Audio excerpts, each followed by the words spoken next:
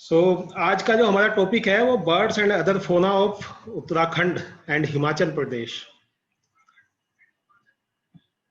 तो इसमें हम लोग जो एरियाज कवर करेंगे वो गंगोत्री नंदा देवी बायोस्फीयर रिजर्व है। मैं आगे भी डिस्कस करूंगा। सबसे पहले तो आप वेबसाइट अगर नोट करना चाहे कोई तो मेरी वेबसाइट नोट कर सकते हैं, aviantrails.in। इसमें जो डेस्टिनेशंस आज हम कवर करेंगे उसमें सबसे पहले है नंदा देवी बायोस्फीयर रिजर्व का एरिया है, जिसमें वैली ऑफ फ्लावर्स एंड ओली दो एरिया हम कवर करेंगे। दूसरा है फिर इसमें गंगोत्री नेशनल पार्क, जिसमें नैलोंग वैली और गंगोत्री का एरिया है। तीसरी डेस्टिनेशन है हिमाचल प्रदेश की, वो दो जगह जो है वो उत्तराखंड में है। और तीसरी डेस्टिनेशन है हिमाचल प्रदेश से, जिसमें चितकुल एंड नाको दो एरियाज हम कवर करेंगे। किन्नौर डिस्ट्रिक्ट में है दोनों। तो इन सभी एरियाज का ऑल्टीट्यूड ऑलमोस्ट सिमिलर है। सारी बर्डिंग 2500 मीटर्स एंड अबव है। तो स्टार्ट करते हैं valley of flowers, Badrinath and Auli से। इसमें जाने के लिए जो रूट है, सबसे पहले तो दिल्ली आना पड़ेगा। दिल्ली से आने के बाद दो ऑप्शन हैं, या तो देहरादून फ्लाई करके जा सकते हैं और देहरादून से गोविंद घाट जाना पड़ता है। जोशीमठ के पास में गोविंद घाट है। या फिर दूसरा ऑप्शन है कि अगर मेरे एरिया से कोई जाता है जहां पे मैं रहता हूं, तो मैं यूजुअली रामनगर रेलवे स्टेशन लोगों को सजेस्ट करता हूं कि रामनगर रेलवे स्टेशन आए, और रामनगर रेलवे स्टेशन से फिर हम लोग ड्राइव करते हैं गोविंद घाट के लिए। गोविंद घाट तक रोड हेड है जहाँ पे आप गाड़ी पार्क कर सकते हैं, और उसके बाद वहां से फिर ट्रैक स्टार्ट होता है गोविंद घाट के बाद। सो टोटल जो डिस्टेंस है ये ऑलमोस्ट फुल डे की जर्नी होती है। रामनगर से जाएंगे या फिर देहरादून एयरपोर्ट से भी जाएंगे तो पूरा दिन लग जाता है जोशीमठ तक जाते जाते। वैली ऑफ फ्लावर्स के दो अलग अलग टाइमिंग्स होते हैं। एक तो होता है फ्लावरिंग के लिए अगर जाते हैं तो वो बरसात का टाइम होता है, और दूसरा टाइम होता है अगर बर्डिंग के लिए जा रहे हैं तो बरसात में ही बर्डिंग होती है, बट फोटोग्राफी बहुत अच्छी नहीं हो पाती है बारिश की वजह से। और दूसरा टाइम होता है विंटर्स वाला। विंटर्स में बर्डिंग भी अच्छी होती है और फोटोग्राफी भी अच्छी होती है। बट विंटर्स में बहुत कम लोग इस एरिया को विजिट करते हैं, क्योंकि लोगों को पता नहीं है कि वहां पे बर्डिंग भी होती है बहुत अच्छी। वैली ऑफ फ्लावर्स के बारे में थोड़ी सी मैं डिस्कस करता हूँ फैक्ट्स। इसको 1982 में नेशनल पार्क डिक्लेयर किया था, और ये यूनेस्को वर्ल्ड हेरिटेज साइट है। फिर 1988 में नंदा देवी बायोस्फीयर रिजर्व बना था, जिसका ये एक पार्ट है। जो ये कोल्ड जोन है basically Nanda Devi biosphere reserve का, जिसमें वैली ऑफ फ्लावर्स और नंदा देवी नेशनल पार्क दो पार्ट हैं उसके, नंदा देवी बायोस्फीयर रिजर्व के। तो ये उनमें से एक है। इसकी जो खोज हुई थी सबसे पहले 1931 में हुई थी। फ्रैंक स्माइथी एक माउंटेनियर थे जो कामेट पीक को क्लाइंब करके वापस आ रहे थे और रास्ता भूल गए। तो रास्ता भूलने पे वो इस वैली में पहुंच गए, और उस टाइम पे वैली में बहुत अच्छी फ्लावरिंग थी, तो उन्होंने इसका नाम दिया वैली ऑफ फ्लावर्स, और उन्होंने इसके ऊपर एक बुक भी लिखी वैली ऑफ फ्लावर्स नाम से। उसके बाद 1931 में एक बोटेनिस्ट थी जॉन मार्गरेट लेग, उनको अपॉइंट किया गया था यहाँ पे स्टडी के लिए। वो एक्सीडेंटली रॉक से पैर स्लिप होने से या कैसे भी वो पहाड़ से गिर के उनकी डेथ हो गई थी यहाँ पे। बाद में उनकी सिस्टर वैली विजिट करने आई थी, तो उन्होंने उनकी एक ग्रेव यहाँ पे बनवाई हुई है, उसको भी लोग देखने जाते हैं। फिर इंडिया के प्रोफेसर सीपी काला थे, उन्होंने सबसे पहले यहाँ पे स्टडी की थी, और उन्होंने टोटल 520 अल्पाइन प्लांट्स इस एरिया से रिपोर्ट किए थे, जिसमें से अराउंड 498 फ्लावरिंग प्लांट्स थे। तो ये इनकी जो स्टडी थी ये करीब 10 साल चली, एक डिकेड तक, 1993 से। जैसे मैंने पहले बताया तो नंदा देवी बायोस्फीयर 1988 में बना था, और 2000 में इसका कोल्ड जोन बनाया गया था। वैली जो ओपन होती है यूजुअली 1 जून को ओपन होती है, और अक्टूबर तक ओपन रहती है, 30 अक्टूबर तक।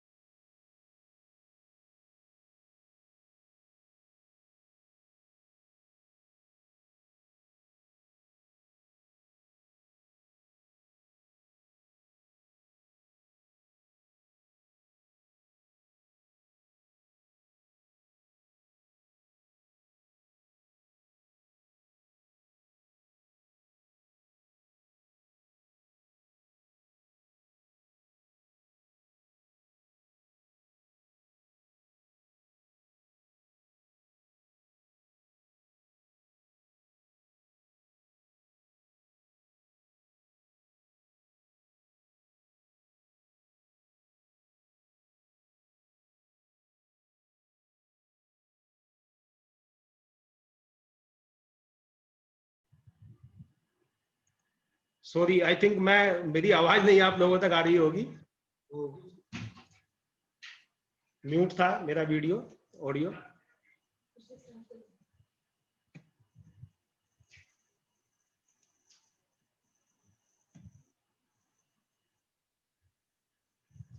जस्ट ए मिनट, हाँ मैं शेयरिंग स्टॉप करके दोबारा शेयर करता हूँ।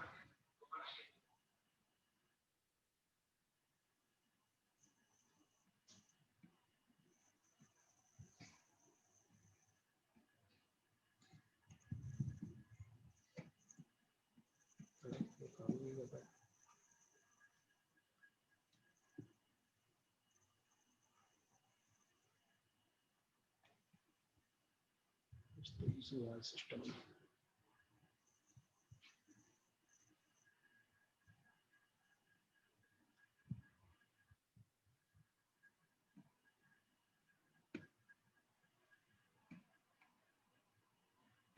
प्रेजेंटेशन को दोबारा शेयर करता हूँ जहाँ पे मेरा म्यूट हो गया था।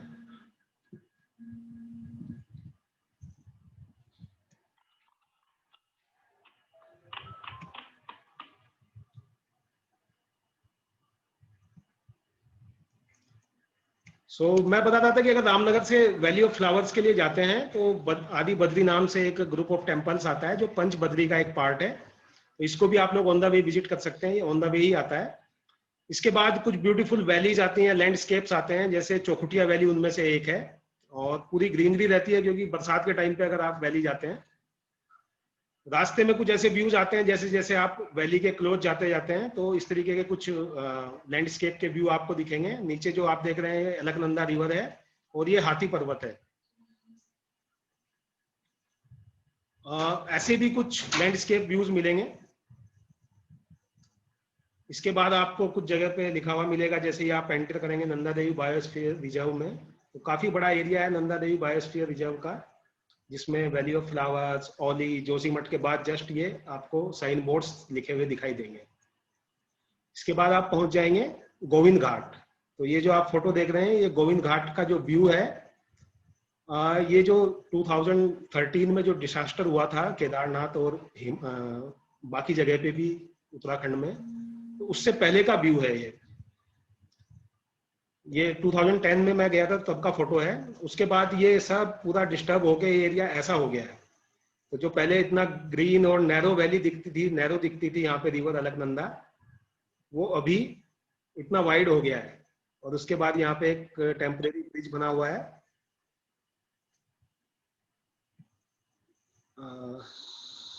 जब आप जाते हैं ऑन रोड तो कभी कभी ऐसे भी सीन देखने को आप मिलेंगे, सेफर्ट्स, रोड ब्लॉक, ये एक यूजुअल सीन है अगर आप विंटर्स में जाते हैं। गोविंद घाट पहुंचने के बाद गाड़ी आपकी यहाँ पे पार्क हो जाएगी। अभी लोग यहाँ से ट्रैक करते हैं गोविंद घाट से, और यहाँ से घांगरिया बेस कैंप है वैली ऑफ फ्लावर्स का। तो घांगरिया के लिए यहाँ से करीब 13 किलोमीटर टोटल होता है घांगरिया यहाँ से। लेकिन गोविंद घाट के बाद एक विलेज है पुलना, अभी 3 किलोमीटर वहां तक भी रोड बन गई है, तो पुलना तक गाड़ी ड्रॉप करती हैं, लोकल टैक्सीज वहां पे रन करती हैं, शटल। वो गाड़ी से 3 किलोमीटर ड्रॉप करने के बाद फिर आप 10 किलोमीटर्स का ट्रैक करेंगे वहां से। तो ट्रैक का जो लास्ट पार्ट है 3 किलोमीटर्स का वो थोड़ा सा डिफिकल्ट है, अदरवाइज इजी ट्रैक है। सो ये डिसास्टर से पहले का है कि इस तरीके का बहुत ब्यूटीफुल गेट बना हुआ था वैली पे जाने के लिए, ब्रिज के पास में। ये डिस्टेंसेस हैं, जैसे ही आप ब्रिज क्रॉस करते हैं उसके बाद पुल्ला गांव 3 किलोमीटर, तो अभी ये 3 किलोमीटर तो रोड बन गया है। घांगरिया 13 किलोमीटर गोविंद घाट से है, और वैली ऑफ फ्लावर्स 17 किलोमीटर है। घांगरिया से 4 किलोमीटर बाद वैली स्टार्ट होती है।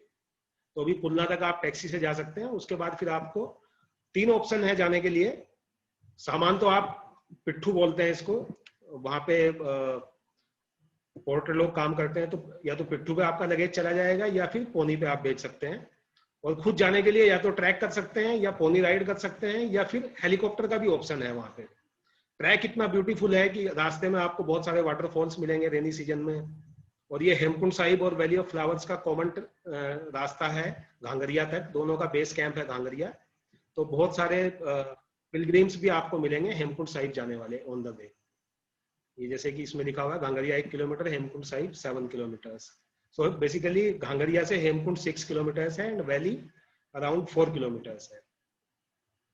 जो ओल्ड एज वाले पिलग्रिम्स हेमकुंड साहिब जाते हैं उनके लिए भी वहाँ पे फैसिलिटी है कि वो इस तरीके से डोली या डांडी इसको बोलते हैं, उसमें जा सकते हैं, जो ना तो पोनी पे जा सकते हैं या जो हेलीकॉप्टर का किराया अफोर्ड नहीं कर सकते हैं।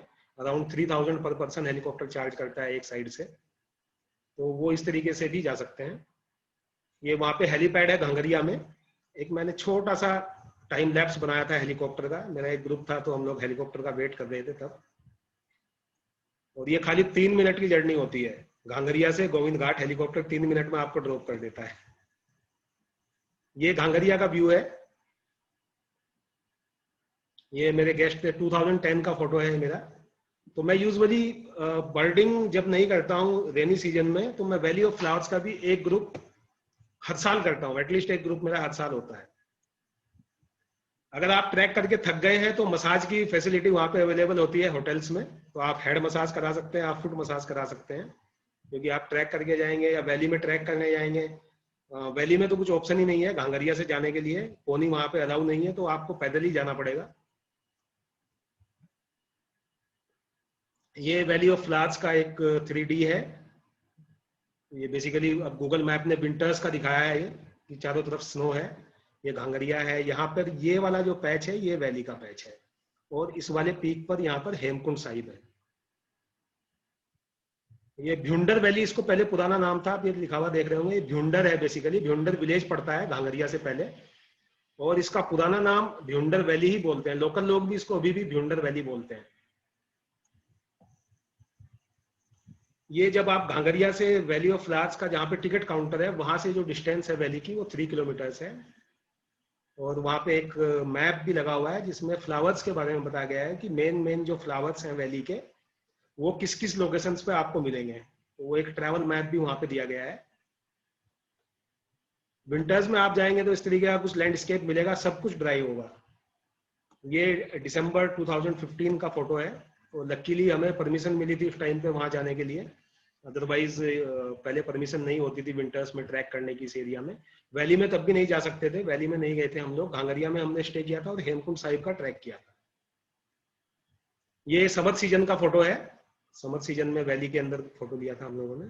और जब वैली में आप एंटर करते हैं घांगरिया से जाने के बाद, तो ये पुष्पावती रिवर है, और पुष्पावती रिवर की ही ये वैली है, पुष्पावती वैली भी इसको बोलते हैं, जहां पर ये फ्लावरिंग होती है बेसिकली। तो ये फर्स्ट व्यू है वैली का। जैसे जैसे अंदर जाते जाएंगे आप इस तरीके की आपको वाइड वैली दिखाई देगी। दूर से देखने में कोई ऐसे फ्लावर्स आपको नजर नहीं आएंगे, जैसा कई बार अगर नेट पे सर्च करें तो बहुत सारे फोटोज मिलते हैं कि जिसमें पूरा माउंटेन फ्लावर्स से भरा हुआ है, वो शायद फेक फोटो हैं या कभी किसी और एरिया से लोगों ने लिए होंगे और उनको वैली ऑफ फ्लावर्स के नाम पे नेट पे डाला होगा। बट अगर आप जैसे जैसे वॉक करेंगे और आप क्लोजली अपने आसपास के एरिया को ऑब्जर्व करेंगे तो आपको बहुत सारे फ्लावर्स दिखाई देंगे। ये वैली के अंदर का एक फोटो है, मेरा ग्रुप खड़ा हुआ है, मैं दूसरी साइड था तो मैंने फोटोग्राफ लिया था। वैली के अंदर जो पाथवेज हैं वो ऐसे बने हुए हैं, और ये पाथवेज के आसपास में ही फ्लावरिंग होती है, और अलग अलग फ्लावर्स के अलग अलग एरियाज हैं, जैसे कि मैप में भी लिखा हुआ था। ये एक पैच है, बालसम का पैच है, तो बालसम की बहुत सारी अलग अलग वैरायटी वहां पे मिलती है। ये देखिए पाथवे के साइड में काफी अच्छे से बालसम फ्लावरिंग पे है। ये सब जुलाई और अगस्त के फोटोग्राफ्स हैं जो मैं भी शेयर कर रहा हूँ। मैंने फ्लावर्स के बहुत ज्यादा फोटो शेयर नहीं किए हैं, लैंडस्केप के ज्यादा किए हैं। ये एक दूसरा व्यू है फ्लावर्स का वैली के अंदर से। ये इस तरीके से मिक्स फ्लावर्स भी रहेंगे कई जगह पे, और ये इस तरीके का लैंडस्केप होता है बेसिकली वैली के अंदर, कि बहुत सारे फ्लावर अलग अलग कलर के काफी दूर तक आपको दिखाई देंगे। ये वैली का एंड है, वैली का जो टोटल जो स्ट्रेच है जहाँ पे आप ट्रैक करते हैं वो अराउंड 8 किलोमीटर्स है, और ये 2 किलोमीटर वाइड है जो वैली है। ये ऑलमोस्ट एंड है, यहीं तक लोग ट्रैक करते हैं, पुष्पावती रिवर का एरिया है। अभी ये एरिया थोड़ा सा डिस्टर्ब हो गया है जब से जो कैलेमिटी हुई थी, जो फ्लड आया था, फ्लड के बाद। ये 2010 का फोटो है, फ्लड से पहले का। और वैली का एक वीडियो है कि किस तरीके का लैंडस्केप होता है, तो मैंने म्यूट भी नहीं किया है, जो भी आवाजें आ रही हैं, बर्ड की आवाजें हैं, कुछ पीछे से लोग घूम रहे हैं। बेसिकली इसी तरीके के क्लाउड्स दिखते रहेंगे। आपका लक बहुत अच्छा है तो कभी कभी आपको एकदम क्लियर व्यू मिलेगा, otherwise most of the time ऐसा ही वेदर रहता है जो फ्लावरिंग का मेन सीजन है उस टाइम पे। और अगर वेदर क्लियर होगा तो फिर आपको स्नो कैप्ड पीक्स भी दिखाई देंगी।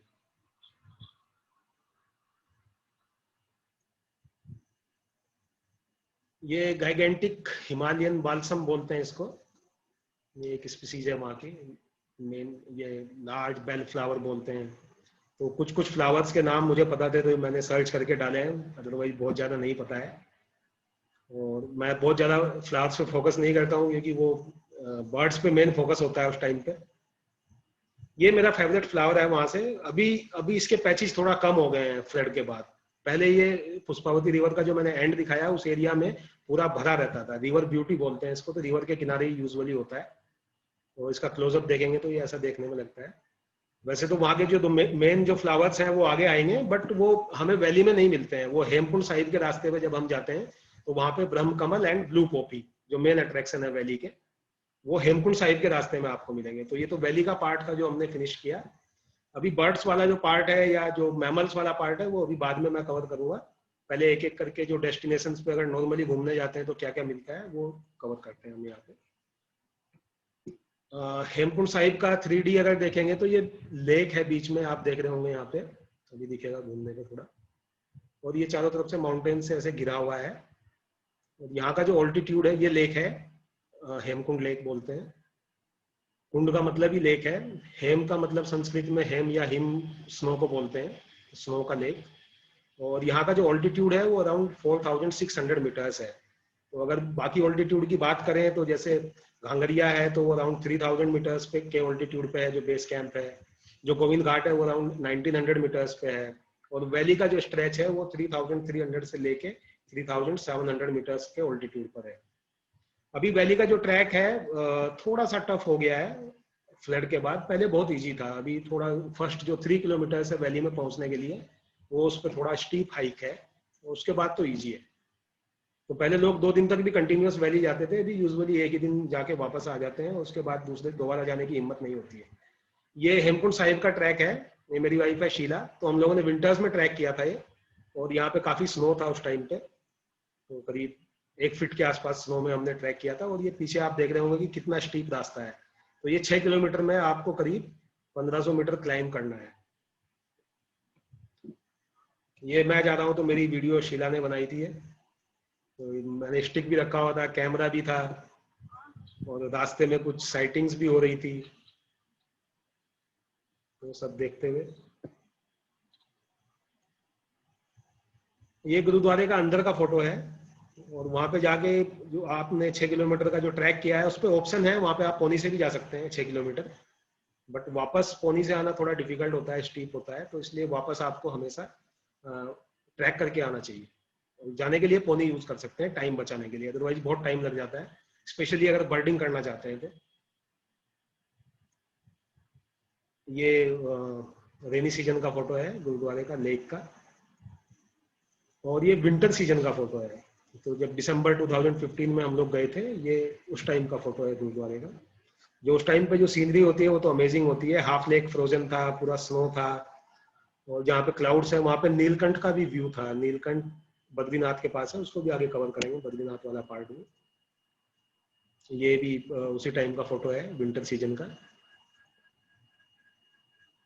ये लेक जो पार्ट फ्रोजन था लेक का, उस साइड का फोटो है। ये ब्रह्म कमल है जो मेन फ्लावर है वहाँ का। ब्रह्म कमल को मंदिरों में भी वहाँ पे चढ़ाया जाता है और बहुत अच्छी खुशबू होती है ब्रह्म कमल में। और इसको वहाँ पे सेक्रेड फ्लावर, लोग लोकल लोग जो है सेक्रेड फ्लावर ट्रीट करते हैं, इसको देवी को ऑफर करते हैं वहाँ पे गोडेस के टेम्पल में।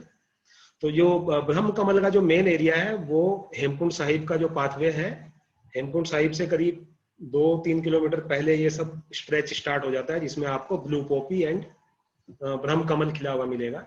और हेमकुंड साहिब जो हेमकुंड लेक है उसके चारों तरफ के भी जो स्लोप्स हैं उन पे भी इसकी फ्लावरिंग होती है। बट वहां पे टूरिस्ट को जाना अलाउ नहीं होता फोटोग्राफी के लिए। बट ऑन द वे जो भी स्लोप्स हैं उन पे आप इस तरीके से फोटोग्राफी कर सकते हैं। ये देखिए इस तरीके से इसमें आप जगह जगह जहाँ भी देखेंगे ये पूरा ब्रह्म कमल इसमें खिला हुआ है।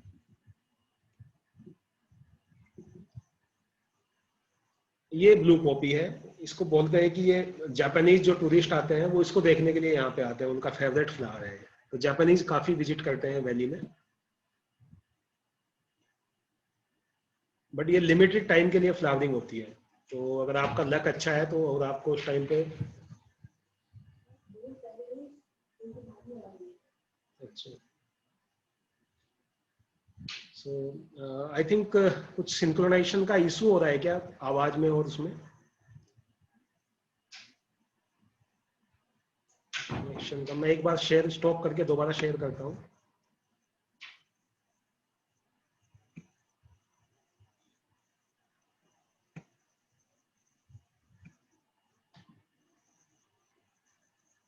सो ये ब्लू पॉपी,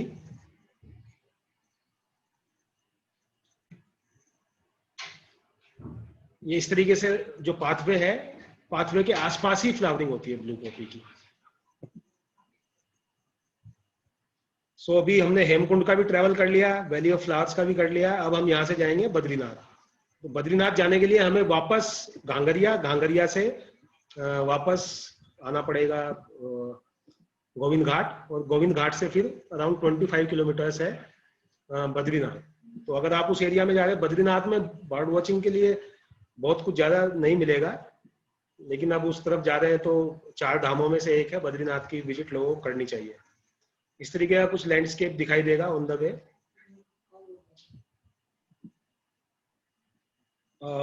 ये ऑटम सीजन है, बेसिकली ऑटम की कलर्स हैं। ये पांडुकेश्वर एक जगह है जहाँ पे बद्रीनाथ जी विंटर्स में उनका डोला पांडुकेश्वर में रहता है। ये बद्रीनाथ टेम्पल का एरिया है, और ये एक पूरा टाउनशिप जैसी है, और बद्रीनाथ आप गाड़ी से ही जा सकते हैं ड्राइव करके।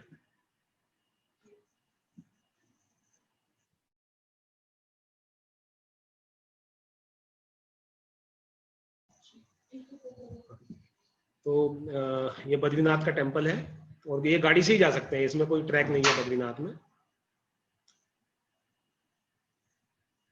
ये क्लोजिंग सेरेमनी का फोटो है, हम लोग बाई चांस नवंबर मंथ में एक बार गए थे।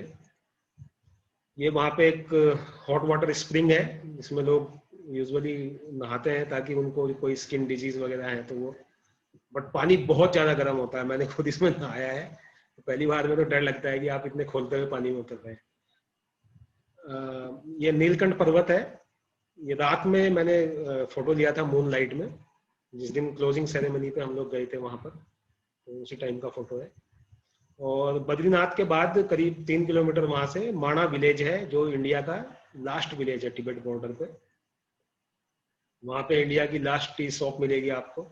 तो बेसिकली आज जो प्रेजेंटेशन है उसमें इंडिया की लास्ट चीजें बहुत हैं। अगर हम हिमाचल जाएंगे, चितकुल भी लास्ट विलेज है, और ये भी लास्ट विलेज है इंडिया का। तो वहाँ पे क्योंकि पूरे इंडिया से लोग जाते हैं, तो अलग अलग भाषाओं में भी वहाँ पे उन्होंने दुकान पे लिखा हुआ है अपनी।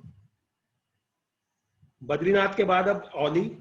औली गोविंद घाट से पहले है। गोविंद घाट से पहले जोशीमठ आता है। गोविंद घाट से 20 किलोमीटर पहले जोशीमठ है, और जोशीमठ से दूसरी डायरेक्शन में अगर जाएंगे तो औली आता है। औली बेसिकली विंटर गेम्स के लिए फेमस है, स्की वगैरह के लिए। यहाँ पे स्नो स्लोप्स हैं, मिडोज हैं बेसिकली औली में। और इसका जो ऑल्टीट्यूड है वो 2800 मीटर्स के आसपास है औली का। ये अगर आप 3D देखेंगे, ये औली लेक जो है ये आर्टिफिशियल लेक बनाई गई है। इससे वहां पे जब विंटर गेम्स होते हैं तो आर्टिफिशियल स्नो बनाते हैं इसके पानी से, अगर स्लोप्स पे स्नो कम है तो। जैसे आप देख रहे हैं कि ये बहुत अच्छा डेंस फॉरेस्ट है इसके चारों तरफ, तो बर्ड लाइफ बहुत अच्छी होती है यहाँ पे भी, चाहे विंटर्स में जाएं आप या समर्स में जाएं। और यहाँ से लैंडस्केप भी बहुत अमेजिंग होता है। स्टे के लिए यहाँ पे गढ़वाल मंडल विकास निगम का टूरिस्ट रेस्ट हाउस है, और भी कई सारे रिजॉर्ट्स हैं यहाँ पे आसपास में, बट सबसे अच्छी लोकेशन पे यही है। और यहाँ से केबल कार जाती है ओली स्लोप पे टॉप पे ले जाने के लिए। तो जो ट्रैक करना चाहे ट्रैक भी कर सकते हैं, अदरवाइज केबल कार से भी जा सकते हैं। तो ये हमारा जब हम सबसे आई थिंक सेकंड विजिट थी हम लोगों की, ये नवंबर में हम लोग गए थे। बर्ड वॉचिंग ग्रुप था हमारा, सौम्यजीत नंदी, कौशिक भट्टाचार्य। और वहाँ पे टी स्टॉल होती हैं, तो मैगी तो सब खाते हैं हिल्स में जाके। और ये बैकग्राउंड में आपको नंदा देवी पीक दिख रही है। तो नंदा देवी अगर आप कुमाऊं रीजन से देखते हैं तो डिफरेंट लुक दिखता है, और इधर गढ़वाल जाने के बाद देखते हैं तो सामने से ऐसा दिखता है। और ये वो लेक है जो आपको मैप में दिख रही थी। मैगी और चाय एंजॉय करें आप वहाँ पे सबसे पहले तो, अगर बर्डिंग नहीं हो रही है तो। उसके बाद लैंडस्केप फोटोग्राफी कर सकते हैं, कुछ क्रिएटिव फोटोग्राफी कर सकते हैं, जो वहाँ पे घर हैं आसपास में उनमें सब में रिफ्लेक्शन दिखेगा माउंटेन्स का, स्नो कैप्ड पीक्स का। अब बर्डिंग वाला पार्ट कवर करते हैं। तो पहले कुछ कॉमन बर्ड्स उस एरिया की। वेज टेल्ड ग्रीन पिजन जो कॉमनली दिख जाता है, जैसे ही आप गोविंद घाट पहुंचेंगे तो जहां भी आप रुकेंगे होटल के आसपास किसी भी ट्री के ऊपर आपको दिख जाएगा। डार्क साइडेड फ्लाई कैचर, ये भी समर्स की बर्ड है, समर्स में ज्यादा अच्छी साइटिंग होती है इसकी, विंटर्स में थोड़ा लोअर ऑल्टीट्यूड पे आ जाता है। चेस्टनट हेडेड टेसिया कॉमन है, चाहे आप समर्स में जाएं या विंटर्स में जाएं। विंटर्स में जाएंगे तो गोविंद घाट में आपको बहुत सारे इंडिविजुअल्स मिलेंगे, समर्स में जाएंगे तो आप वैली ऑफ फ्लावर्स या हेमकुंड साहिब का जो रास्ता है या घांगरिया का जो ट्रैक है, रास्ते में जगह जगह आपको इसकी कॉल सुनाई देगी। ग्रीन श्राइक बैबलर, ये भी कॉमन बर्ड है वहां का, उस एरिया का। नॉर्दर्न गॉशॉक बहुत अच्छी फोटो नहीं है, बट फ्लाई करते हुए कभी कभी अगर आपका लक अच्छा है तो ये रेयर रैप्टर है इंडिया का, ये आपको उस ऑल्टीट्यूड पे विंटर्स में मिल जाएगा, नवंबर दिसंबर में, विंटर माइग्रेंट है। ब्रैम्बलिंग, ये जब हमने दिसंबर में वहां पे ट्रिप किया था तो दिसंबर के ट्रिप में ब्रैम्बलिंग की फोटो नितिन घोरपड़े थे साथ में, उन्होंने ही फोटो ली। हम में से कुछ लोग हेमकुंड साहिब के ट्रैक पे चले गए और नितिन को जाना नहीं था, तो उसने बोला कि मैं घांगरिया के आसपास ही बर्डिंग करूंगा, तो तब उसको ये ब्रैम्बलिंग दिखाई दी। ये उसी का फोटो है। तो ये भी रेयर विंटर माइग्रेंट है, बहुत कम लोकेशंस पे इंडिया में आता है, तो वहां पे बाई चांस ये फीमेल मिला नितिन को। और ये जो हमने ट्रिप प्लान किया था वो उसकी भी एक इंटरेस्टिंग स्टोरी है कि ये हिमालयन ब्लैक बेयर देखने के लिए प्लान किया था। तो विंटर्स में घांगरिया में काफी सारे गेस्ट हाउसेज एंड होटल्स हैं स्टे के लिए, और वो सब लोग जब हेमकुंड साहिब के कपाट बंद हो जाते हैं, वैली बंद हो जाती है, तो सब लोग अपने होटल्स बंद करके जो राशन वगैरह बच जाता है उसको पैक करके अंदर नीचे आ जाते हैं सब लोग। तो वो बेसिकली भिंडार वाले लोग हैं, जोशीमठ के एरिया के लोग हैं, तो वहां पे कोई नहीं रहता है घांगरिया में उस टाइम पे। जब हम लोग भी दिसंबर में गए थे वहां पर कोई भी नहीं था, हम लोग अपने साथ पोर्टर लेके गए थे, कुक लेके गए थे। मेरे एक फ्रेंड है वहाँ पे भंडारी जी, उनका होटल है वहाँ पे, और चौहान जी, उन लोगों को साथ लेके गए थे हम, और 2-3 पोर्टर थे हमारे साथ में, तो कुल मिला के हम 7-8 लोग थे, और पूरे घांगरिया में और कोई नहीं था। अगर आप पीक सीजन में जाएंगे तो घांगरिया में कम से कम आपको 5-6 हजार लोग मिनिमम मिलेंगे। तो उस टाइम पे जैसे ही हम ऊपर ट्रैक कर रहे थे, घांगरिया है जस्ट पहले ही हमें 2 हिमालयन ब्लैक बेयर, एक बच्चा और एक माँ, वो दिखाई दिए क्रॉस करते हुए रास्ता। तो सबकी हालत खराब होगी, पहले सब बोल रहे थे कि फोटो खींचेंगे, जब उसके बाद पता चला कि सामने निकल गए वो, तो सबको डर लग गया उसके बाद।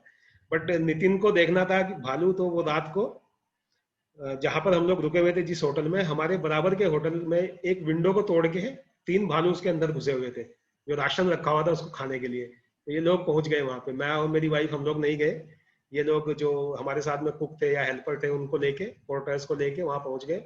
और जैसे ही इन्होंने विंडो से टॉर्च लगाया, वो भालू इनकी तरफ को आए और इन्होंने वहां से दौड़ लगा दी। तो फोटो वोटो किसी को नहीं खींचना था, वो खाली देख के और डर पैदा हो गया फिर सब में कि अब भालू नहीं देखना है, अब बर्डिंग करेंगे या फिर लैंडस्केप करेंगे। कॉमन चैपफिंच, ये ओली का फोटो है। कॉमन चैपफिंच भी विंटर माइग्रेंट है और हायर ऑल्टीट्यूड एरियाज में ही विंटरिंग करता है। कभी कभी पंगोट में भी कुछ इंडिविजुअल्स दिखाई देते हैं कॉमन चैपफिंच के। ये भी फीमेल है, मेल कलरफुल होता है, बाई चांस मेल का यहाँ से फोटो नहीं है मेरे पास, लद्दाख से है, मैंने यहाँ पे शेयर नहीं किया है। यहाँ जितने भी फोटोग्राफ्स हैं ये इन्हीं एरियाज के हैं जिन एरियाज को हम कवर कर रहे हैं। ये स्पेशल बर्ड है उस एरिया का, घांगरिया के आसपास मिलता है, और विंटर्स में तो थोड़ा घांगरिया से और डाउन भीमडार के आसपास भी आ जाता है। व्हाइट थ्रोटेड टिट, बहुत अच्छे फोटोज नहीं है, लाइट अच्छी लाइट में फोटोज मुझे नहीं मिले, बट रेयर बर्ड है इंडिया का। और हिमाचल में मैक्सिमम साइटिंग्स हैं इसकी, उत्तराखंड के इन एरियाज में लोग कम जाते हैं बर्डिंग के लिए, तो यहाँ से बहुत ज्यादा फोटोग्राफ्स इसके नहीं है अवेलेबल। ये रेड हेडेड बुलफिंच है, ये वैली का ही फोटो है। वैली के अंदर ऐसे ही जगह जगह आपको फ्लावर्स के ऊपर में रेड हेडेड बुलफिंच बैठे हुए मिलेंगे, और बारिश भी हो रही थी तो बारिश में ही फोटोग्राफ किया था छाता लगा के। ये कॉमन बर्ड है वहाँ का। समर्स में आप जाएंगे तो आपको वैली के अंदर मिलेगा, विंटर्स में जाएंगे आप तो आपको गोविंद घाट में ही ये बर्ड काफी अच्छे नंबर्स में मिल जाएगी। ये हॉटसन्स ट्री क्रीपर है, ये यूरेशियन ट्री क्रीपर ही बोलते हैं। ये भी हाई ऑल्टीट्यूड का ट्री क्रीपर है, हॉटसन्स एंड रस्टी फ्लैंक दोनों ही मिलते हैं उस एरिया में। ये भी घांगरिया का फोटोग्राफ है।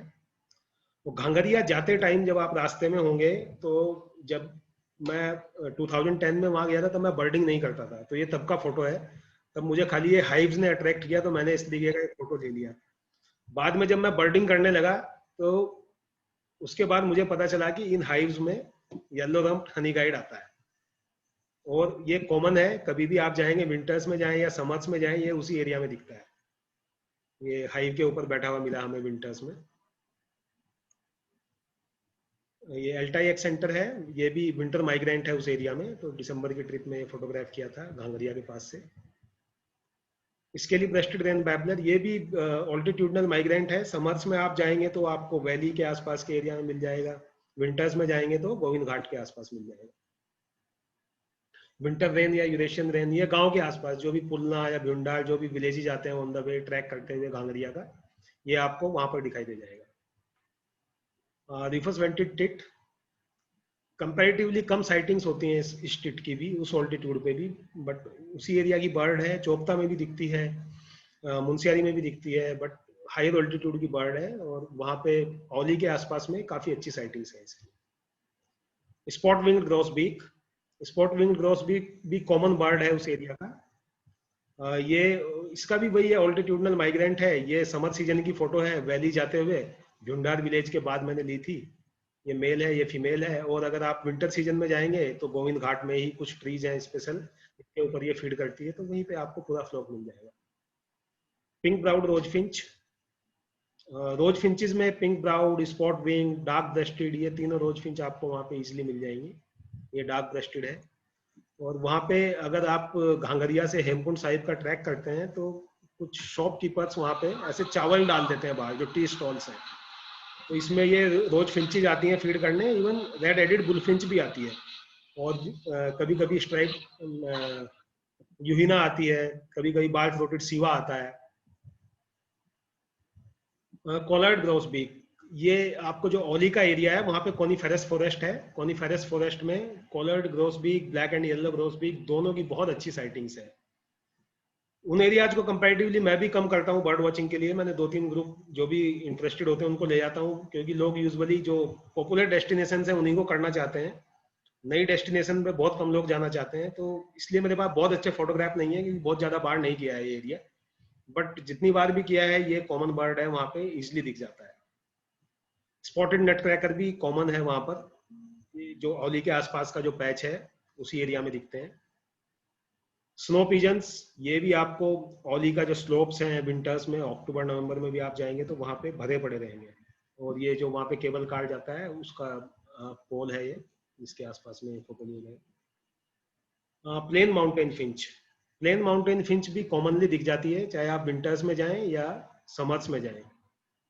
तो दोनों ही सीजन में प्लेन माउंटेन फिंच की साइटिंग हो जाती है। जब आप वैली जाते हैं तो ये पीका कॉमन है, आपको जगह जगह दिखेगा। जब मैं पहली बार गया था तो मुझे पता ही नहीं था कि ये पीका है, तो मैं इसको खरगोश समझा। मैंने कहा छोटा कोई हेयर है। फिर बाद में आके गूगल किया, 2010 में उतना इंटरनेट पे भी ज़्यादा वो नहीं करते थे हम लोग, तो बाद में पता चला कि इसको पीका बोलते हैं, और ये रॉयल्स पीका या इंडियन पीका है। तो ये काफ़ी कॉमन है वहाँ पे घांगरिया में। विंटर्स में जब हम गए थे तो ये हिमालयन रेड फॉक्स का विंटर कोट हमें व्हाइट कलर में देखने को मिली थी उस एरिया में। हिमालयन थार कॉमन मैमल है उस एरिया का। विंटर्स में, अगर आप समर्स में देखेंगे तो आपको मोस्टली फीमेल्स दिखाई देंगे, विंटर्स में मेल भी नीचे आ जाते हैं। तो नवंबर मंथ के बाद में ये मेल है और ये इसके नीचे फीमेल है, तो ये मेल का विंटर कोट है, काफी कॉमन है। जैसे ही आप गोविंद घाट पहुंचेंगे, गोविंद घाट से कुछ किलोमीटर पहले जोशीमठ और गोविंद घाट के बीच में आपको, अगर शाम के टाइम आप जा रहे हैं तो पत्थर गिरने की आवाजें आएंगी, तो इसका मतलब आप स्लोप पे ऊपर देखें, लेफ्ट साइड में, राइट साइड में अलकनंदा रिवर है, तो आपको पूरे स्लोप इनसे भरे हुए दिखेंगे। चोपता में भी अच्छी साइटिंग है, बट यहाँ पे जो नंबर्स दिखते हैं चोपता में उतने नंबर्स में नहीं दिखते हैं, और रेगुलर साइटिंग है। तो पूरे उस 4-5 किलोमीटर के स्ट्रेच में ये जगह जगह आपको स्लोप्स के ऊपर दिखाई देंगे। ये देखिए इस तरीके से पूरा स्लोप भरा रहता है थार से। ये फीमेल्स हैं। ये स्पेशल साइटिंग है उस एरिया की। ये अल्पाइन मस्क डियर है, यहाँ पे हिमालयन मस्क डियर भी मिलता है। तो विंटर्स में जब हमने हेमकुंड साहिब का ट्रैक किया था, तो ट्रैक पे जाते टाइम 6-7 मस्क डियर थे जो हमें दौड़ते हुए दिखे। तो हम लोगों ने तो ये भी सोचा था कि स्नो लेपर्ड शायद इनका पीछा कर रहा है, क्योंकि हमसे बहुत दूर थे, बहुत डिस्टेंस का शॉट है ये। तो हमें देख के डिस्टर्ब होना तो इनका पॉसिबल नहीं था, तो कुछ ना कुछ था वहाँ पे। स्नो लेपर्ड को हम लोकेट नहीं कर पाए क्योंकि हमें आइडिया भी नहीं था उस टाइम पे उतना ज्यादा कि किस तरीके से उसको ढूंढे, या स्पॉटिंग स्कोप भी नहीं था, बाइनोक्स से हम देख रहे थे बट हमें नहीं दिखा। लेकिन ये कंटिन्यूअस दौड़ रहे थे। ये ब्यूटीफुल इंसेक्ट भी मिलता है सिकाड़ा। ये वाला कलर मैंने लोअर ऑल्टीट्यूड पे नहीं देखा है सिकाड़ा का। लोअर ऑल्टीट्यूड पे जो मिलते हैं वो बहुत प्लेन, मतलब ग्रे और ब्लैक कलर के कॉम्बिनेशन में मिलता है। बट ये इतने ब्यूटीफुल पैटर्न वाला सिकाड़ा उसी एरिया में मिलता है। जैसे ही आप गोविंद घाट से खगड़िया का जो ट्रैक करते हैं उस एरिया में ये सिकाड़ा भी आपको मिल जाएगा। तो ये तो हमने कवर किया नंदा देवी बायोस्फीयर रिजर्व वाला पार्ट। इसमें कुछ और इम्पोर्टेंट साइटिंग्स हैं उस एरिया की जो मैं बता देता हूँ, जो मैंने अभी तक फोटोग्राफ नहीं की हैं बट वहां से रिपोर्टेड है।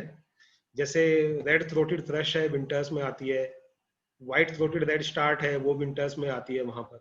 ये घांगरिया और भ्यूंडार के आसपास के एरिया में इजिली मिल जाती है। हिमालयन ब्लैक बेयर बहुत अच्छे नंबर्स में है मैमल्स में।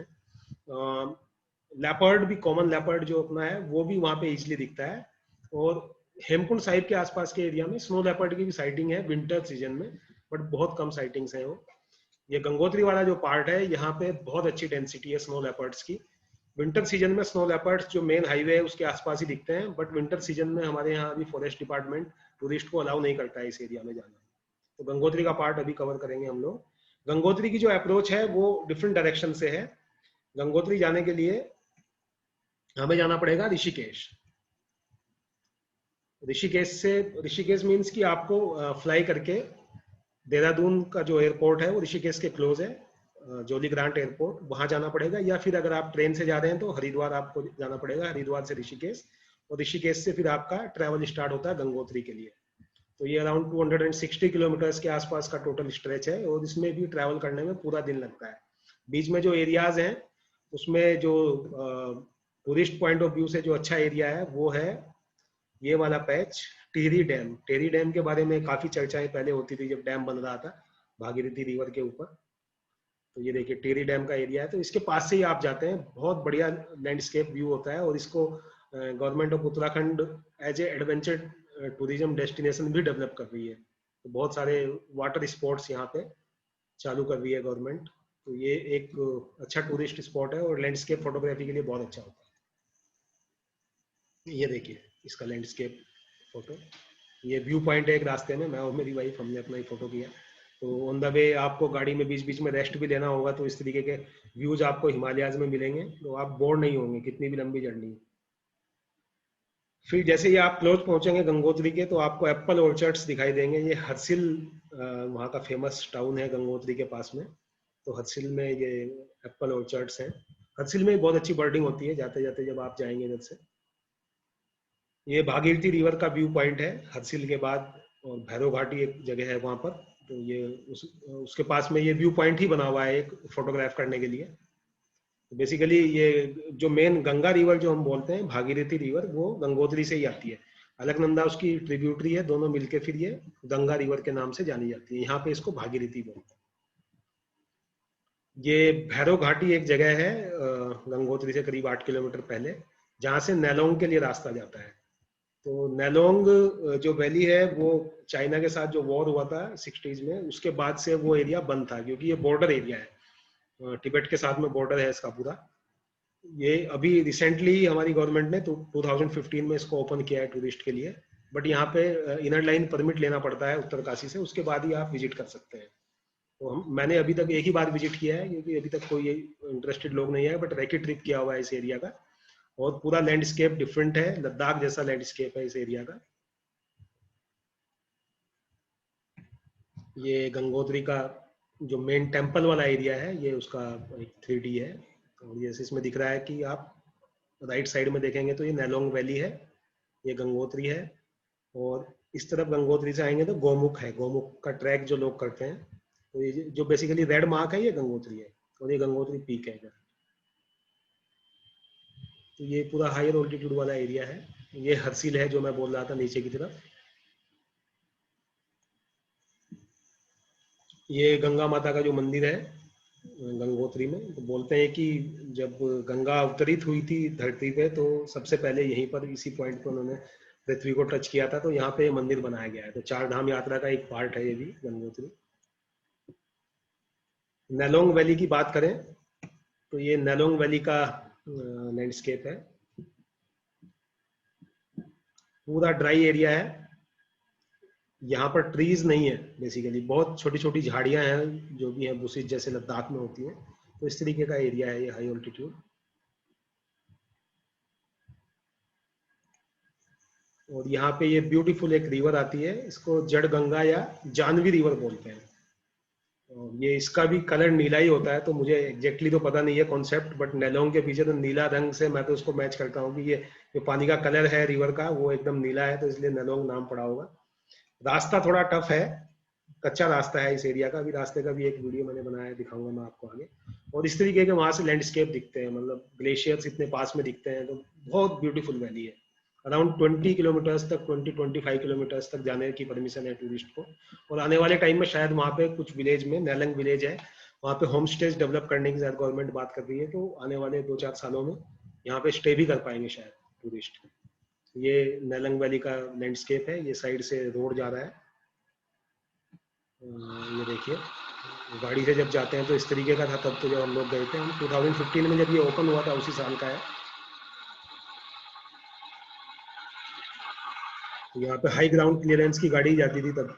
अभी रोड थोड़ा सा बेटर हो गया है बिकॉज अभी टूरिस्ट जाते हैं उस एरिया में। हम लोग बेसिकली सितंबर एंड और अक्टूबर फर्स्ट वीक में गए थे, तो उस टाइम पे बर्डिंग बहुत ज़्यादा नहीं हुई क्योंकि बर्ड्स यूजुअली माइग्रेट कर जाती हैं। बट गंगोत्री के आसपास का जो मेन अट्रैक्शन था वो ये था, व्हाइट चिक नटहैच। बहुत अच्छे नंबर्स में है उस एरिया में। व्हाइट टेल्ड कम दिखती है, व्हाइट चिक ज़्यादा दिखती है। तो ये दो लोकेशंस हैं इस प्रेजेंटेशन में मेरे। एक ये लोकेशन है व्हाइट चिक नटहैच के लिए, और दूसरा चितकुल है। तो अगर चितकुल नहीं कोई जाता है, उत्तराखंड आता है, तो वहां पर ये इजिली कवर हो जाती है, बहुत अच्छे फोटोग्राफ्स मिलते हैं। यूरेशियन हॉबी, ये पैसेज माइग्रेंट में उस टाइम पे होगा सितंबर एंड में। तो बट 2-3 अलग अलग लोकेशंस पे हमें दिखे इसके 2-3 इंडिविजुअल।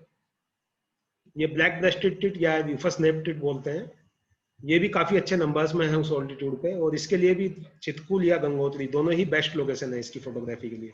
बाकी जगह कंपैरेटिवली कम दिखती है।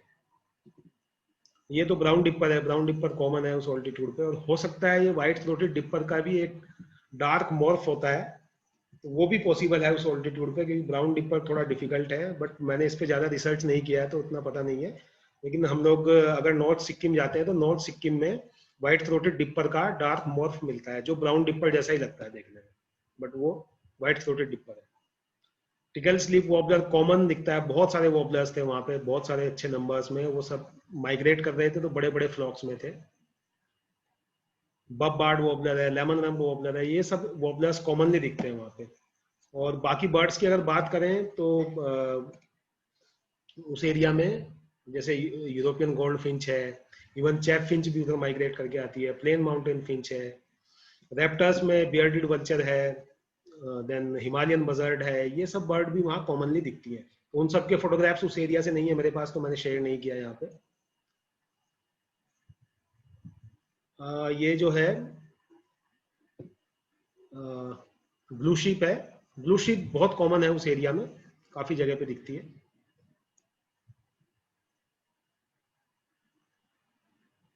अभी हम इसके बाद चितकुल का एरिया कवर करेंगे गंगोत्री के बाद। और गंगोत्री जो फेमस है, वहां पर विंटर सीजन में हदसिल का जो एरिया है बेसिकली, ग्रैंडाला के बहुत बड़े बड़े फ्लॉक्स वहां पे दिखते हैं उस टाइम पे। तो ग्रैंडाला के लिए भी अगर फ्यूचर में कभी गवर्नमेंट परमिशन करेगी, फॉरेस्ट डिपार्टमेंट परमिशन देगा, तो वहां पे विंटर टूर्स मैं स्टार्ट करूंगा स्पेशली ग्रैंडाला के लिए। जैसा नॉर्थ सिक्किम में दिखते हैं वैसे ही नंबर्स में यहाँ भी दिखते हैं। अभी ये चितकुल का हम कवर करेंगे, हिमाचल प्रदेश, उत्तराखंड का पार्ट हमने कवर कर लिया है। तो हिमाचल, ये चितकुल जाने के लिए आपको या तो चंडीगढ़ एयरपोर्ट जाना पड़ेगा या कालका जी, नियर बाई कालका जो है रेलवे स्टेशन है। तो यूजुअली हम लोग तो जब भी जाते हैं वहाँ पे दिल्ली से शताब्दी एक्सप्रेस लेते हैं मॉर्निंग में 7 o'clock, और 11 o'clock तक वो कालका हमें ड्रॉप कर देती है। और उसके बाद कालका से जो चितकुल का डिस्टेंस है वो बहुत ज़्यादा है, अराउंड 325 किलोमीटर्स है।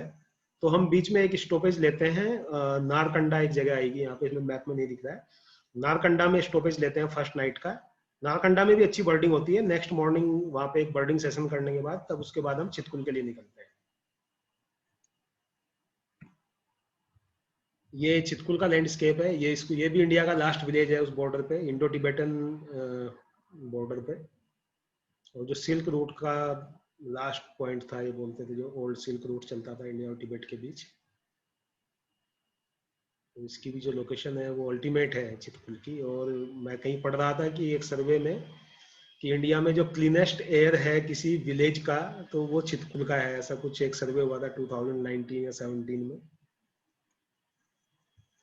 रोड थोड़ा टफ है। स्पीति वैली की रोड्स के बारे में आपने खुद ही सुना होगा, नेशनल हाईवे 5 के बारे में। तो इस तरीके की रोड है वहाँ पे। अगर आप नीचे कहीं दूर से देखेंगे तो डर लगेगा जब, बट यहाँ पे ड्राइव करेंगे तो आपको पता नहीं चलेगा कि ऐसे उल्टा स्लोप है रिवर की तरफ को। ये सांगला वैली है, चितकुल से पहले ये जगह आती है। बहुत ब्यूटीफुल वैली है, बहुत ब्यूटीफुल स्ट्रेच है, बसपा रिवर के किनारे पूरी वैली है।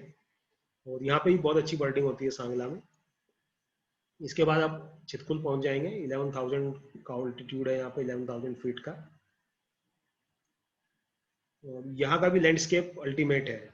बहुत बड़ी प्यारी जगह है ये चितकुल। बसपा रिवर वैली बोलते हैं इसको, ये बसपा रिवर है। तो बसपा रिवर आगे जाकर सतलुज में मिल जाती है। यहाँ पे अकोमोडेशन काफ़ी सारे हैं, बहुत सारे ऑप्शंस हैं।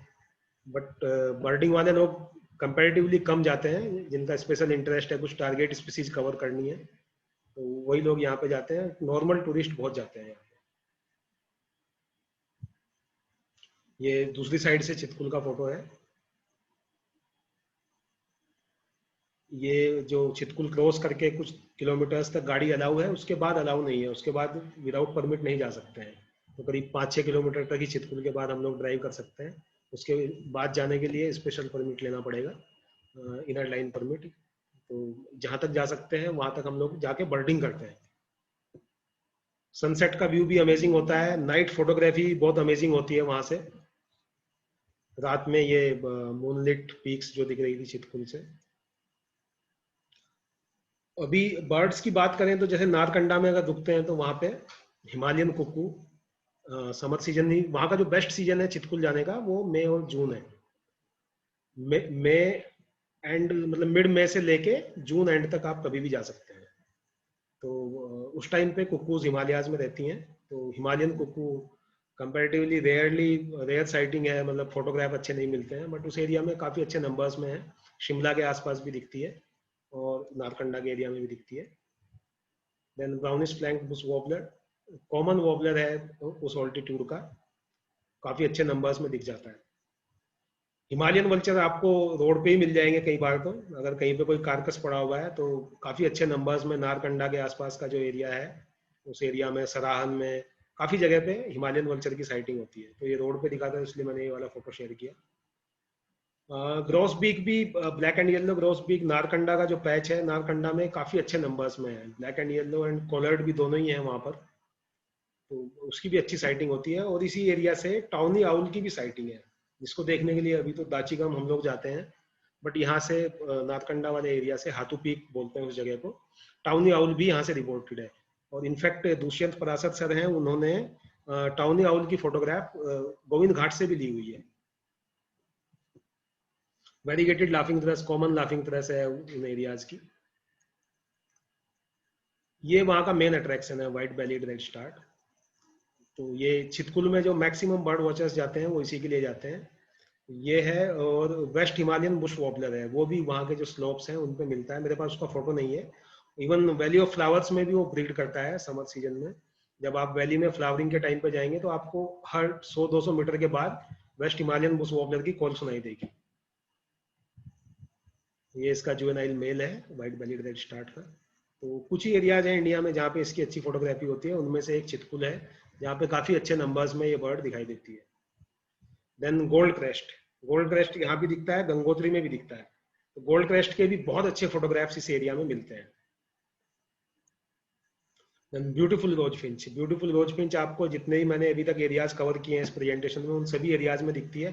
बट सबसे अच्छे फोटोग्राफ्स और सबसे ज्यादा नंबर्स में वो इसी एरिया में दिखती है। विंटर सीजन में मुंशियारी में भी काफी अच्छे साइटिंग्स होती हैं, बट यहाँ पे समर्स में अगर आप जाएंगे तो इस एरिया में बहुत सारे इंडिविजुअल्स ब्यूटीफुल रोज फिंच के मिलेंगे।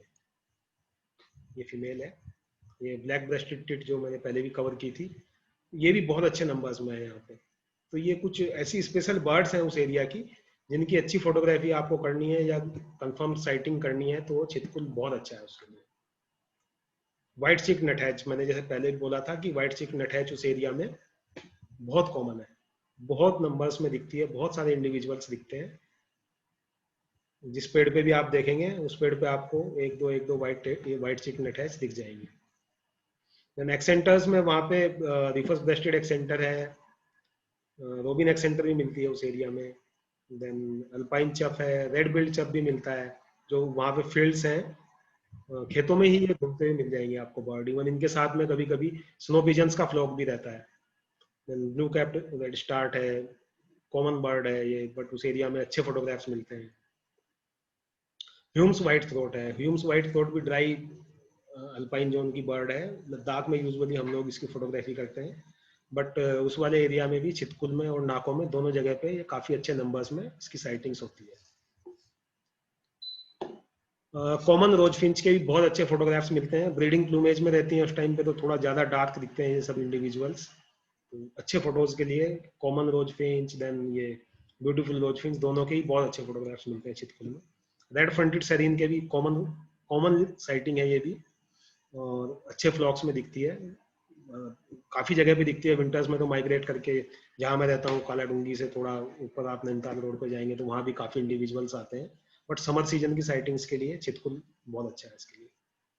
स्लेटी ब्लू फ्लाई कैचर भी उस ऑल्टीट्यूड में कॉमन दिखने वाला एक फ्लाई कैचर है। स्लेटी ब्लू एंड रिफस जॉर्जेटेड दिखते हैं इस एरिया में।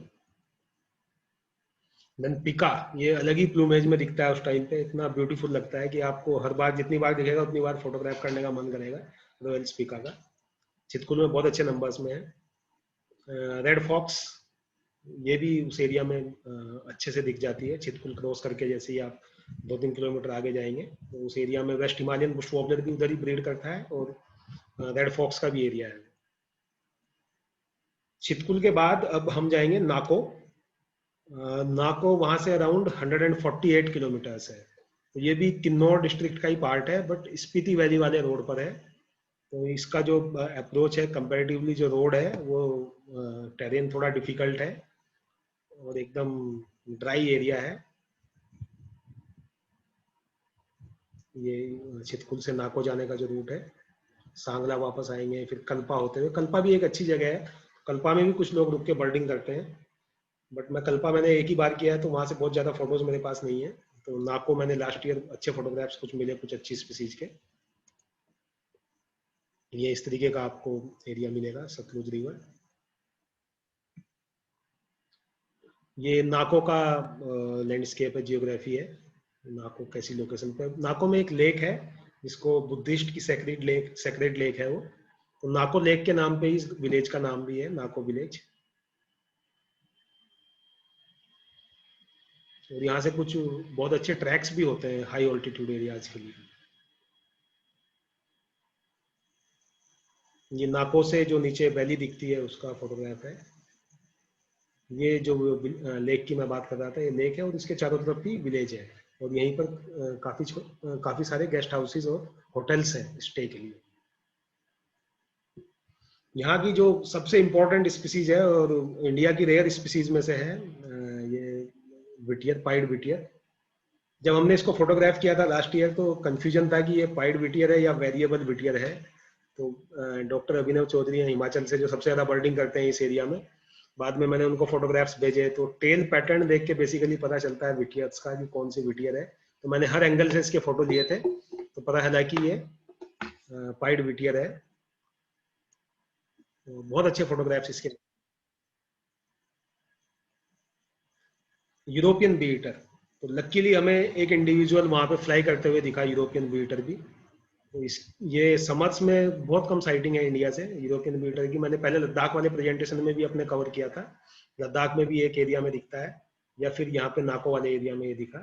तो जिनको लाइफर करना है उनके लिए अच्छा है कि नाको में ये लाइफर हो जाएगा। हिमालयन स्नोकॉक, उस एरिया में हिमालयन स्नोकॉक भी हैं। तो हमें, जब हम गए तो हमें नहीं पता था कि हिमालयन स्नोकॉक हमें मिल जाएगा इजीली, बट एक इंडिविजुअल रॉक के ऊपर बैठ के कंटिन्यूअस कॉल कर रहा था, फिर वहां से गाड़ियां आ जा रही थी, तो अचानक उसने फ्लाई किया तो हमें वो दिखा। अदरवाइज लोकेट करना रॉक्स के ऊपर थोड़ा डिफिकल्ट होता है, पोल को आप फॉलो करके बाइनोक्स से, काफी टाइम लगा इसको लोकेट करने में। तो नीतू शेट्टी मैम थी मेरे साथ में, उनको लाइफर करना था, तो उनका ये लाइफर हुआ, यूरोपियन बीटर मिला उनको, देन पाइड विटियर, तो काफी लाइफर्स उस ट्रिप में हुए। ये भी एक इम्पोर्टेंट बर्ड है उस पर्टिकुलर पैच से। ये हम इसको ढूंढ रहे थे इस बर्ड को, बट जब हम वहां पर थे नाकों में तब ये बर्ड हमें नहीं मिली, और नाकों से वापस आते टाइम रास्ते में बाय चांस एक फ्लॉक रॉक्स के ऊपर बैठा हुआ मिला, ब्लाइट्स रोज फिंच। तो इसके भी कंपैरेटिवली कम फोटोग्राफ्स हैं इंडिया से, और उसी ऑल्टीट्यूड पे मिलती है।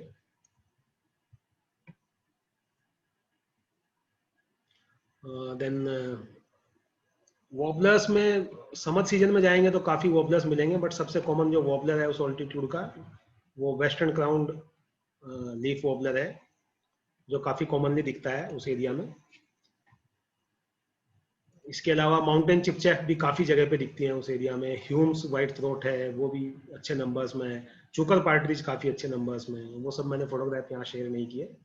ये ब्लू रॉक थ्रश है, ये भी समर्स में वहां पे दिखती है, समर विजिटर है उस ऑल्टीट्यूड पे। विंटर रेन तो सभी जगह दिख जाएगा आपको, ब्लैक रेड स्टार सब जगह मिल जाती है। रोबिन एक्सेंटर उस एरिया में दिखती है, चितकुल में दिखती है। सो दैट्स इट, प्रेजेंटेशन के पॉइंट ऑफ व्यू से इतना ही था आज के लिए। जो लोग फिर से वेबसाइट नोट करना चाहें कर सकते हैं। मैं स्क्रीन शेयर स्टॉप करता हूं अभी, और अब सब अपने आप को अनम्यूट कर सकते हैं।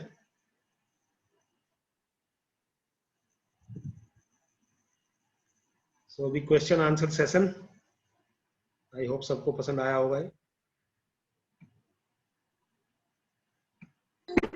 না ওখানে দুদিন স্টে খাওয়া দাওয়া আর লেখা যায় কিলোমিটার রেঞ্জের মধ্যে। আমি যেখানে তো ফার্ম হাউসটা ভাড়া করেছি। আচ্ছা, আপনি ফার্ম হাউসটা ভাড়া করেছেন, ভালো আছে ফার্ম হাউসটা? ফার্ম হাউসটা ভালো। अभी बहुत आवाजें आ रही थी इसलिए मैंने सबको फिर से म्यूट कर दिया। अभी जिसको सवाल पूछने हैं वो अपने आप को अनम्यूट कर सकते हैं।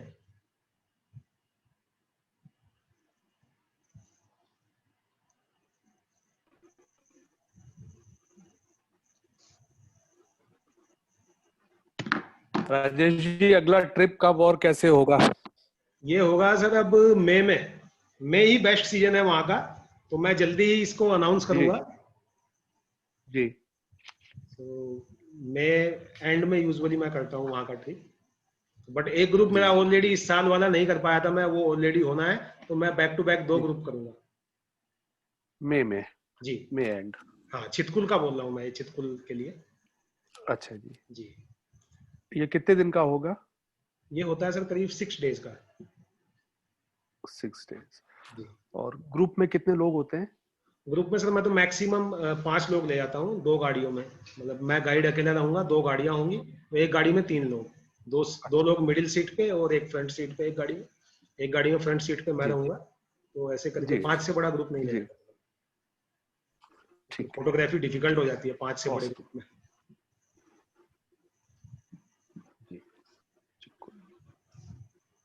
Awesome, thank you. Rajesh ji जी जी लता मैम, उस चितकुल में टेम्परेचर कितना रहता है? चितकुल में मैम डे टेम्परेचर तो ऑलमोस्ट 4-5 डिग्री के आसपास होता है उस टाइम पे, बट नाइट में माइनस जाता है कभी कभी। अच्छा, अकोमोडेशन अच्छे है वहां पे, तो कंफर्टेबल स्टे रहता है, होटल्स अच्छे हैं, हीटर वगैरह मिल जाता है। अच्छा और समर में भी, समर में मई में जाते हैं ना वहाँ तो समर में ही जाते हैं मैम, विंटर सीजन में वो रास्ता बंद रहता है, विंटर सीजन में स्नोफॉल बहुत ज्यादा होता है, तो मई और जून ही बेस्ट टाइम होता है वहाँ का। तो चितकुल के लिए किधर फ्लाइट कहाँ से पकड़नी? फ्लाइट मैम चंडीगढ़ है एयरपोर्ट नियर बाई, तो आई थिंक गोवा से भी चंडीगढ़ की कनेक्टिविटी है अच्छी। फिर चंडीगढ़ से रोड बाय रोड, हाँ चंडीगढ़ से बाई रोड, फिर मैं चंडीगढ़ से और कालका से 2 जगह से पिकअप रखता हूँ, तो जो लोग ट्रेन से आते हैं वो कालका रेलवे स्टेशन है, और नहीं तो चंडीगढ़ भी उतर सकते हैं, चंडीगढ़ पहले आता है उसके बाद कालका रेलवे स्टेशन आता है ट्रेन से आने के लिए भी। अच्छा अदरवाइज दिल्ली ट्रेन से में करीब 5 आवर्स 4.5 आवर्स लगते हैं शताब्दी एक्सप्रेस में, तो हम दिल्ली से ही ट्रेवल करना four prefer. And half hours कालका के चंडीगढ़ नहीं, कालका कालका। कालका जी अच्छा 4.5 उसका रोड है बस अच्छा अच्छा हाँ हाँ, by train by train Delhi से मॉर्निंग में ओके 7 o'clock चलती है ट्रेन, और 11:30 के आसपास वहां पे ड्रॉप कर देती है कालका। अच्छा जी। अच्छा अच्छा अच्छा तो मई में बारिश नहीं होती है ना मई में नहीं होती है यूजुअली, वैसे तो हायर ऑल्टीट्यूड एरियाज में कभी भी बारिश हो जाती है, बट मई कंपैरेटिवली अच्छा बेटर होता है, मतलब जून से ही मॉनसून स्टार्ट होता है, मिड जून से, तो उससे पहले उतनी बारिश नहीं होती है। अच्छा अच्छा अच्छा जी और एक क्या लैटिट्यूड वही भूटान का लैटिट्यूड है क्या क्योंकि बहुत सारी बर्ड जो भूटान में देखी वो सब इधर आपने बताई तो ये भूटान का लैटिट्यूड है क्या सेम लैटिट्यूड एज भूटान नहीं नहीं, भूटान से ज्यादा है मैम इधर, भूटान नहीं, लद्दाख वाली बर्ड्स हैं यहाँ। नहीं नहीं ग्रॉस बीक वो सब भूटान में भी देखी थे हाँ, ना ग्रोस हमने बीक तो मिलती है इधर पे, एक ग्रोस बीक वो मतलब ये छितकुल वाला एरिया नहीं है, ग्रोस बीक के लिए उससे पहले जो एरिया आते हैं नारकंडा वाले एरियाज में मिलते हैं। अच्छा अच्छा वो जहाँ पे फॉरेस्ट है, कॉनिफेरस फॉरेस्ट ज्यादा है, उस एरिया की बर्ड है वो। हाँ, जी हाँ। तो चितकुल में गोल्ड क्रेस्ट भी मिलता है हाँ हाँ मैम, गोल्ड क्रेस्ट कॉमन है गोल्ड वहाँ पे। क्रेस्ट जी चितकुल में अच्छा ये वो मेरा लाइफ पर है मुझे देखनी है उसे वो मिल जाएगा डेफिनेटली और मैम। व्हाइट थ्रोटेड और ये व्हाइट थ्रोटेड टिट भी मिलती है ना वहाँ व्हाइट थ्रोटेड टिट नारकंडा में मिलती है, छितकुल में तो नहीं, अच्छा बट नारकंडा में हम उसको ट्राई कर सकते हैं। अच्छा जी तो चितकुल का ट्रिप आप करते तो नारकंडा भी करते हैं क्या हाँ हाँ मैम, एक नाइट हम पहले नारकंडा रुकते हैं जब पिकअप करते हैं चंडीगढ़ से या कालका से, हाँ तो एक नाइट का स्टे हाँ नारकंडा में कालका होता है। से अच्छा अच्छा जी okay okay thank you very thank you good ma'am. Presentation बहुत थैंक अच्छा यू है मैम। बहुत अच्छा रहा thank thanks you for joining ma'am. Bye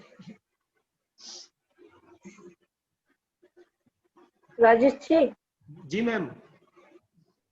नमस्ते जी। नमस्ते नमस्ते बहुत अच्छा मैडम। प्रेजेंटेशन हुआ। जी वो यूरोपियन गोल्ड फिंच किस टाइम में मिलता है? यूरोपियन गोल्ड फिंच मैम दोनों टाइम चितकुल में मिल जाएगा, समर्स में भी विंटर्स में भी। विंटर्स में थोड़ा लोअर ऑल्टीट्यूड पे मिलेगा, और समर्स में हायर पे मिलेगा, मतलब समर्स में जो है छितकुल के आस। ज्यादा ही वॉक करना होगा?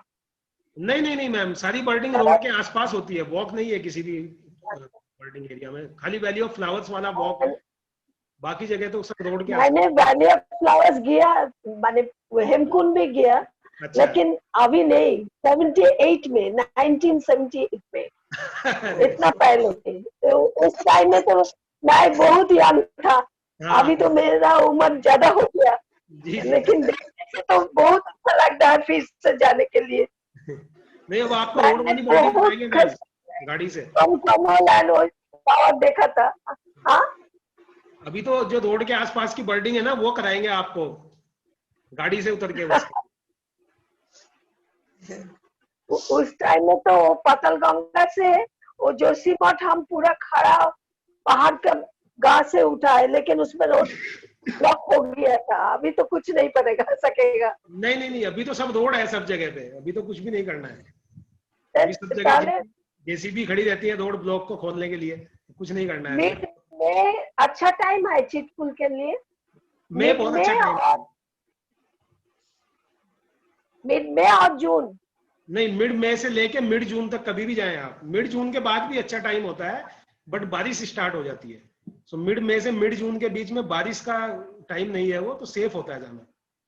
अच्छा अच्छा, सुनिए, वो कोविड का सब कुछ चला जाएगा तो कितना पहले आपको कांटेक्ट करना होगा इसके लिए, मैम वो तो जाने आप के लिए? कभी भी बता दीजिएगा, अभी देखते हैं नवंबर दिसंबर तक तो सब पता चल जाएगा कि क्या रहता है, तो नवंबर हाँ, दिसंबर तक बता देंगे तो हो जाएगा। अच्छा अच्छा, जी जी ठीक है। बहुत अच्छा प्रेजेंटेशन किया है, और बहुत उधर चितकुल जाएंगे तो हमको थोड़ा कुछ लाइफ पर हो जाएगा। जी जी जी। Thank you ma'am. Thank you very much. Thank you ma'am. किसी का कोई और सवाल? Sir lovely and a unique presentation. Thank you ये सर। हम कहीं गए नहीं थे तीनों जगह में से, तो नया था हमारे लिए। Thank you sir. चलिए सर, अब आपको घुमाएंगे नेक्स्ट टाइम जी thank you. So I think end करते हैं। तो thank you very much everyone for joining. अब Thank next you very much. आपको जल्दी बताएंगे कि कहाँ का करेंगे। It's always a joy to attend your presentation. Thank you sir. Thanks so much. Everyone. Thank you.